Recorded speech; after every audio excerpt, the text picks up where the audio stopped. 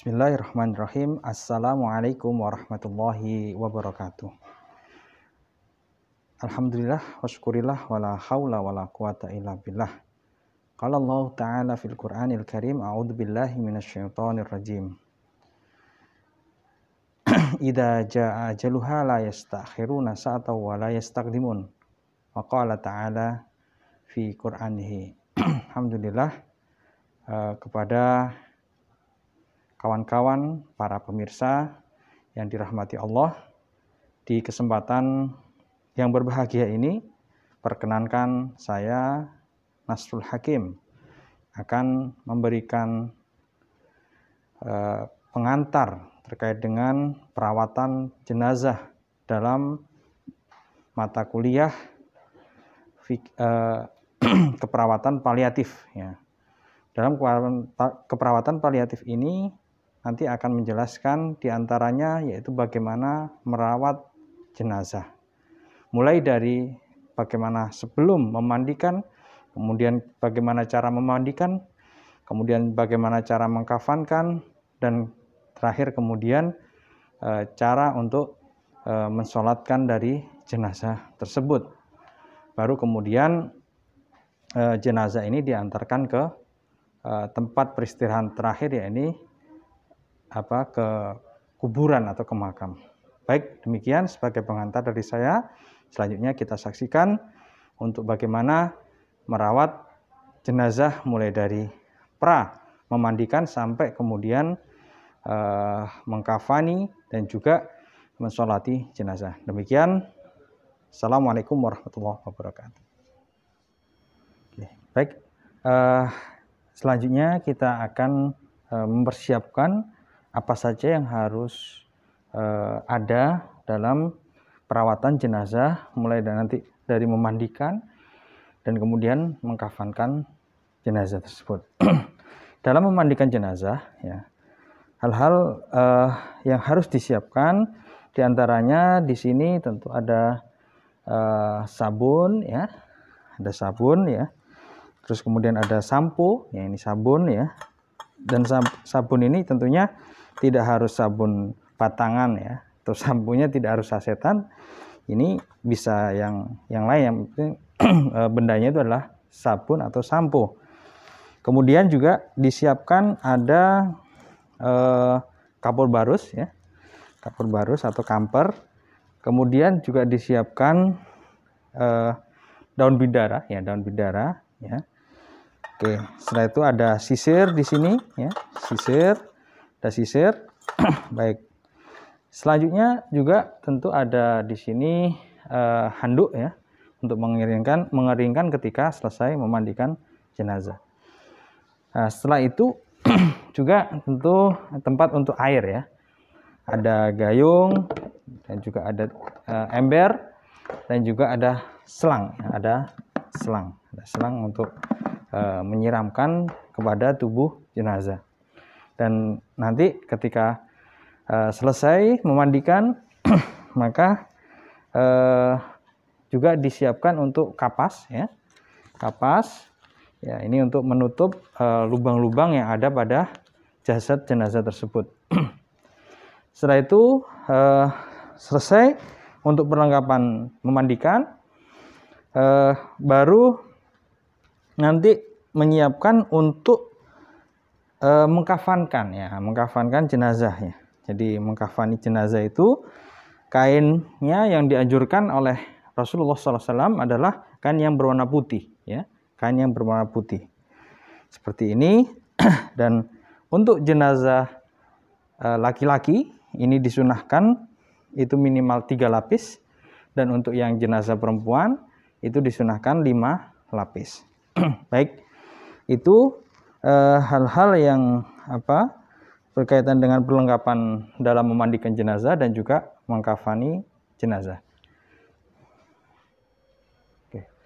Baik, selanjutnya sebelum memandikan jenazah, ya, kita memastikan dulu bahwa jenazah ini betul-betul sudah meninggal dunia. Apa saja hal-hal yang berkaitan dengannya? Yang pertama, dipastikan sebelum jenazah ini betul-betul meninggal, ya, kita sebelumnya sudah belajar tentang mentalkin, ya, ketika proses jenazah ini sakaratul maut. Nah, setelah itu ketika jenazah sudah dipastikan meninggal dunia dengan melihat nadi, ya, dan juga ada perubahan suhu dalam tubuh jenazah dan juga warna dalam kulit jenazah, ya, dalam kulit jenazah. Kemudian sudah tidak ada nafas lagi, ya, baru kemudian sebagaimana yang dicontohkan oleh baginda Rasulullah SAW, yaitu jenazah ini kita sambil menutupkan matanya, ya, sambil menutupkan matanya, kemudian kita berdoa, ya, didoakan minimal yaitu dengan mendoakan agar diampuni dosanya, ya, diampuni dosanya. Allahumma fir li, misalkan jenazah ini namanya misal Ahmad, ya, li Ahmad, atau kalau jenazah ini perempuan, ya, siapa, li Aisyah, dan seterusnya, silahkan.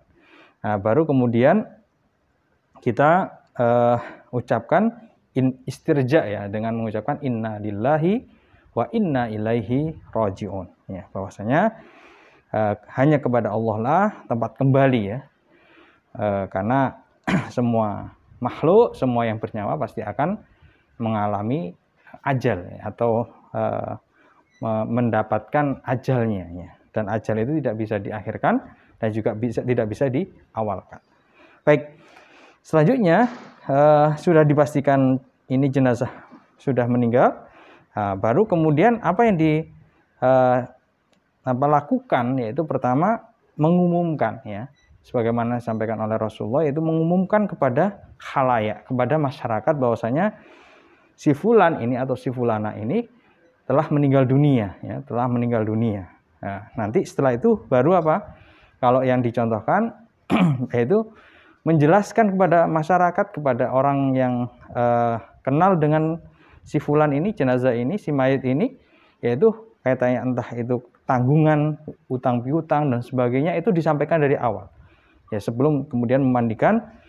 Tapi kebiasaan dari masyarakat yang ada di Indonesia itu biasanya sebelum jenazah itu diberangkatkan ke kuburan, itu kemudian diulang lagi, ya, disampaikan, ya, permohonan maaf, bahkan minta disaksikan bahwasanya si fulan ini, si jenazah ini, ya, itu semasa hidupnya itu adalah orang yang soleh, orang yang baik, dan seterusnya. Baik, setelah itu baru sudah dipastikan sudah meninggal dunia, ya, sebelum kemudian dimandikan, ya, sebelum dimandikan jenazah ini, siapa yang berhak untuk memandikan, ya, siapa yang berhak untuk memandikan? Sebagaimana disampaikan oleh Sayyidah Aisyah, ya, radhiyallahu anha, orang yang memandikan adalah orang yang terdekatnya, ya, orang yang terdekatnya, dan juga orang yang sama jenis kelaminnya, ya. Kenapa? Ini kaitannya untuk menjaga dari aib yang ada pada jenazah ini. Sebagaimana dalam beberapa riwayat, para siapa yang menutupi, ya, aib saudaranya, maka ia akan ditutupi aibnya oleh Allah Subhanahu wa taala di yaumil akhir kelak. Itu sebagaimana yang dicontohkan oleh sahabat, ya, terkait dengan bagaimana memandikan proses jenazah ini sebelumnya, ya. Kalau yang laki-laki maka yang memandikan laki-laki, kalau yang perempuan juga yang memandikan perempuan, ya. Kalau ada saudaranya, ya, orang terdekatnya, ya, keluarganya, ya. Kalau tidak ada, mentok, kalau di situ adalah disampaikan, kalau tidak ada adalah orang yang takwa dan beramanah, ya, orang yang taat, takwa dan beramanah orangnya.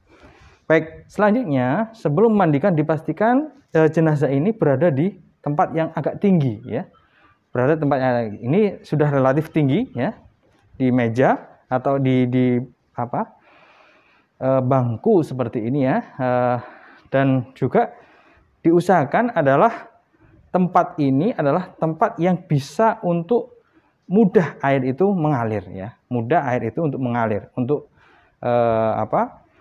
air kotoran-kotoran yang sudah dialirkan kepada tubuh jenazah ini, jasad jenazah ini, kemudian bisa cepat hilang, ya, bisa cepat hilang. Dan juga hal-hal yang perlu diperhatikan yaitu terkait dengan aurat ya, aurat pada jenazah ini hendaknya harus diperhatikan juga ya. Maka oleh karena tadi ya, kenapa harus yang ketika jenazah yang meninggal dunia adalah laki-laki dan yang memandikan adalah juga laki-laki, atau sebaliknya yang perempuan maka juga yang memandikan jenazah adalah perempuan, ini berkaitan dengan aurat, menjaga auratnya. Karena aurat itu baik dia dalam kondisi masih hidup ya ataupun dalam kondisi sudah meninggal, aurat itu harus atau wajib ditutup ya. Termasuk juga tempat yang untuk dilakukan pemandian jenazah ini itu hanya di tempat yang tertutup ya. Di tempat yang tertutup, tidak semua orang bisa mengakses melihat di tempat ini ya. Jadi setelah dipastikan tempatnya tertutup dan orang yang memandikan adalah orang yang terdekat dan bisa menjaga aib dari jenazah ini, nah baru kemudian dimulailah proses memandikan. Nah, proses memandikan ya tadi kaitannya dengan perlengkapan tadi belum saya sampaikan, kaitannya dengan orang yang memandikan hendaknya adalah dia menggunakan alat pelindung tangan ya, maksudnya bisa dengan handscoon atau yang pelindung tangan yang lainnya ya. Kalau di sini saya menggunakan handscoon ya, tapi nanti kalau misalkan tidak ada ya cari yang semisalnya ya, yang semisalnya. Baik. Kenapa ini dilakukan? Karena kita tidak tahu ya bahwasanya apakah yang jasad jenazah ini apakah mengandung bakteri atau apa dan sebagainya ya, sehingga untuk lebih keamanan ya, karena dalam Islam pun bahwa menjaga menghindari perkara yang bahaya itu adalah lebih diutamakan ya,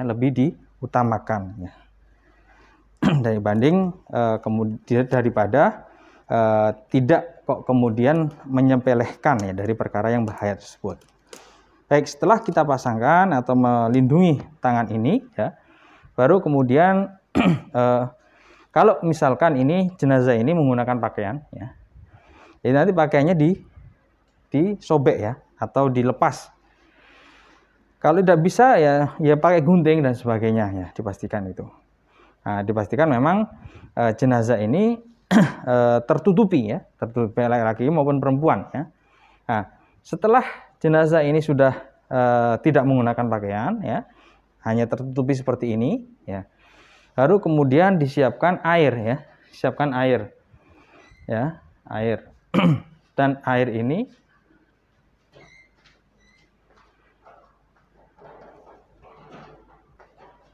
ya baik.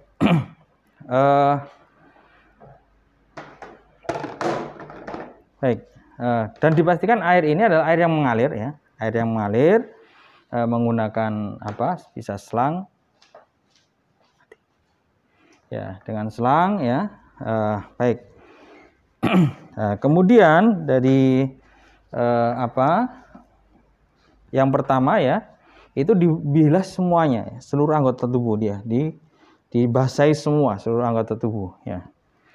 Setelah sudah dibasuhi ya, termasuk juga kalau di belakangnya tidak nanti ya, setelah diwudukan ya, setelah ini semua rata ya, dari arah kanan dulu ya, sisi kanan dulu, sebagaimana yang disukai oleh Rasul adalah bagian yang paling kanan dulu. Setelah bagian kanan sudah selesai, baru bagian kiri semua basah, baru kemudian ya hendaknya kita dianjurkan untuk mengurut ya perut jenazah ini. Untuk apa? Untuk mengeluarkan kotoran-kotoran yang ada dalam tubuh jenazah. Sudah dipastikan sudah selesai semua, baru kemudian dialiri lagi air sampai selesai ya, sampai kemudian dirasa sudah bersih ya, baru kemudian jenazah ini disabunin pakai sabun ini ya, pakai sabun ya, terus bahkan semuanya ya dari sisi. Dan tolong diperhatikan, ini adalah ketika membalik jenazah ini, terus juga membalik semuanya, itu harus dengan lembut ya, harus dengan lembut. Jangan mentang-mentang ini adalah sudah meninggal, kemudian dilakukan seenak mungkin ya, tidak ya, atau udahlah ini kan mati dan sebagainya, tidak. Jadi harus memperlakukan sebagaimana dia masih hidup ya. Oke, setelah kemudian selesai semua dengan sabun, bahkan juga dengan sampo semua, kemudian diguyur semua, diguyur, selesai, semua selesai. Setelah itu baru diwudukan ya. Memang ini ada ikhtilaf di antara beberapa ulama. Tapi kita mengambil yang yang pada umumnya dari jumhur ya. Nah, membandingkan jenazah adalah membandingkan di anggota tubuh yang sifatnya itu rukun dari wudhu ya. Apa saja? Yaitu pertama muka ya, kemudian tangan ya, kemudian kepala ya, rambut maksudnya ya, ro'as ya, baru kemudian kaki. Nah, baru setelah ini semua selesai, baru diguyur. Setelahnya memandikan jenazah ini sebagaimana seseorang itu melakukan mandi besar ya, setelah mandi besar. Setelah semua diguyur ya, baru kemudian yang terakhir adalah airnya itu dicampur dengan bidara ya, daun bidara ya. Kenapa? Apa ini fungsinya bidara ya?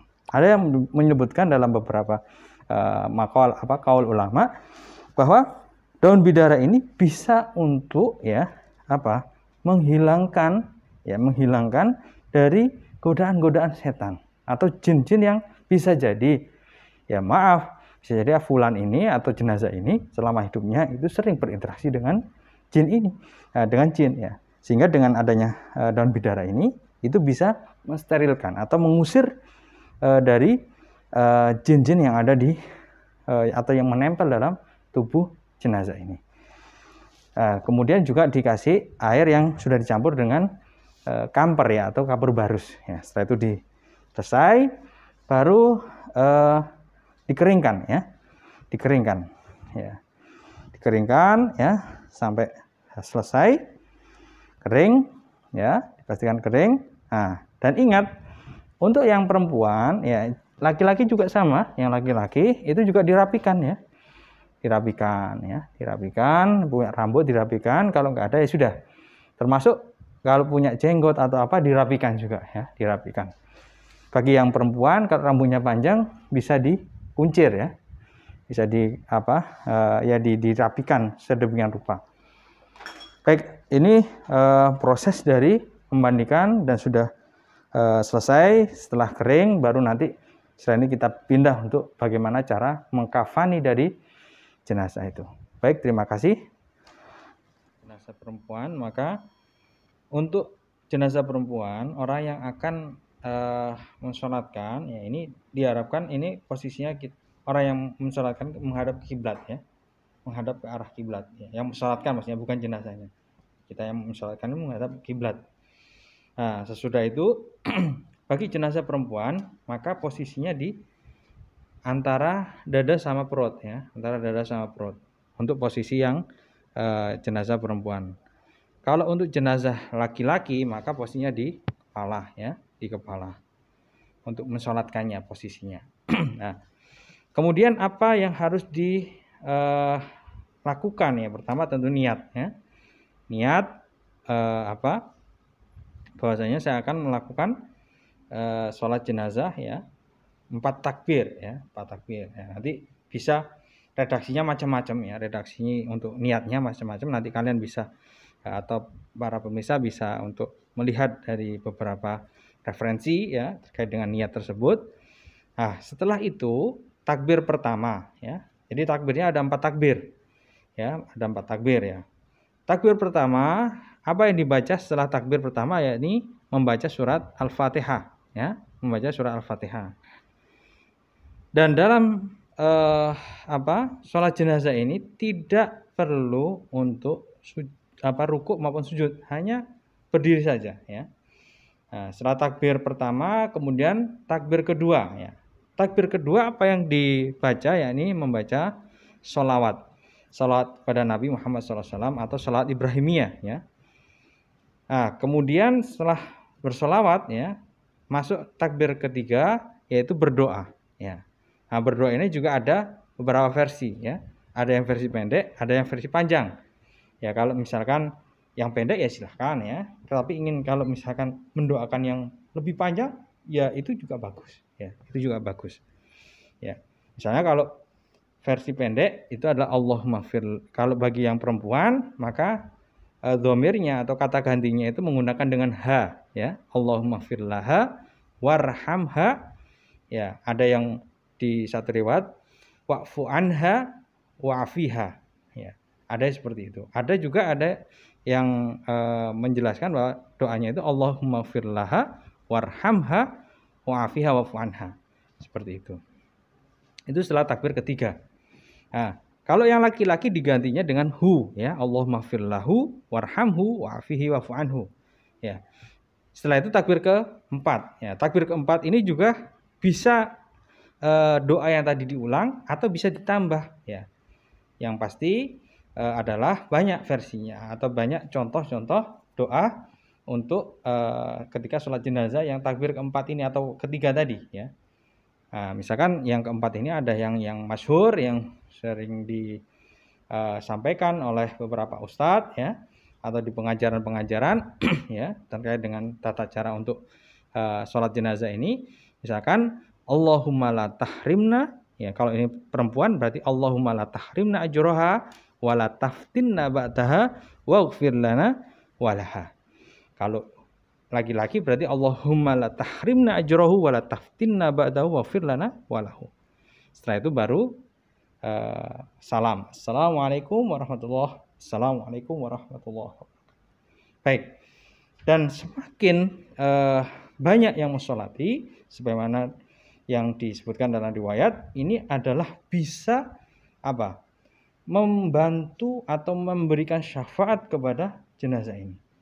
Ya, ada yang menyebutkan ketika si mayit itu disolatkan minimal itu 40 orang soleh atau bahkan 100 orang soleh, maka malaikat akan mengamini dan akan memberikan ampunan kepada jenazah tersebut atau dosa-dosa yang dilakukan oleh jenazah ini.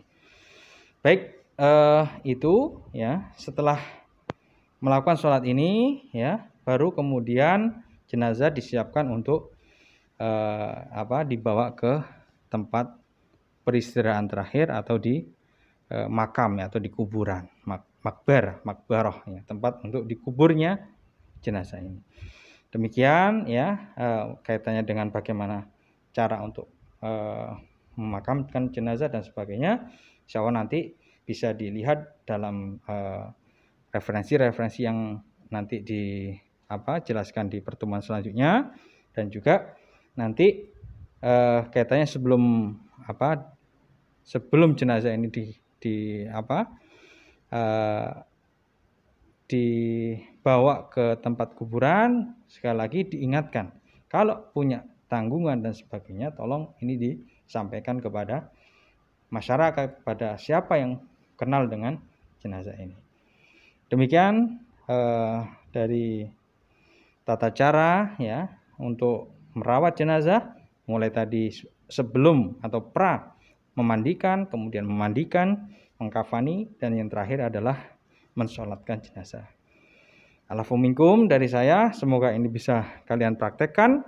Dan sekali lagi ya, bahwa hukum untuk merawat jenazah ini mulai dari memandikan sampai kemudian sholatkan dan memakamkan adalah fardu kifayah. Ya, fardu kifayah itu jika ada yang mengerjakan atau yang merawat salah satu di antara kaum muslimin, maka yang lainnya gugur. Tapi jika tidak ada satupun yang merawatnya atau mengantarkan kepada peristiwa terakhir, maka seluruh kaum muslimin akan menanggung dosanya.